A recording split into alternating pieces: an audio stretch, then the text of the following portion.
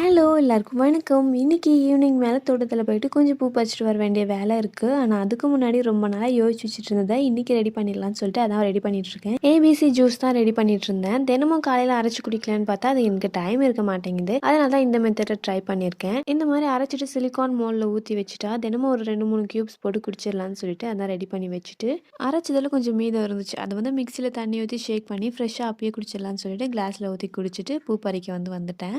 குண்டு மல்லிப்பூ, ஜாதி மல்லிப்பூ 2மே கொஞ்சம் கொஞ்சமாக பூத்துருந்துச்சு. அதை வந்து பறிச்சுட்டு கூடவே கொய்யாக்கா ஒன்று நல்லா பழுத்துருந்துச்சு. அது வந்து கவர் கட்டி வச்சுருந்தோம். அதையும் வந்து பறிச்சுட்டு கவர்லேருந்து எடுத்து பார்க்கும்போதே அவ்வளோ ஸ்மெல்லாக சூப்பராக இருந்தது. இது குட்டி காயாக இருக்கும்போது கட்டினது, இப்போ அது நல்லா பெருசாகி பழுத்துடுச்சு. ஆனியில் இந்த மாதிரி குட்டி குட்டி காயெல்லாம் இந்த மாதிரி கீறி வச்சிருந்ததுனால ஒரு பழத்துக்கு மட்டும் சாப்பிட்றதுக்காக கட்டி வச்சிருந்தேன். நல்லா வளர்ந்து வந்துருந்துச்சு. அப்படியே கூடவே ஒரு காயும் இருந்துச்சு. அதையும் வந்து பறிச்சுக்கிட்டு பூத்திருந்த செம்பருத்தி பூவும் பறிச்சுட்டு பறிச்ச பூ எல்லாமே கட்டி எடுத்து வச்சுட்டேன். இன்னொரு vlogல சந்திக்கிறேன். தேங்க்யூ.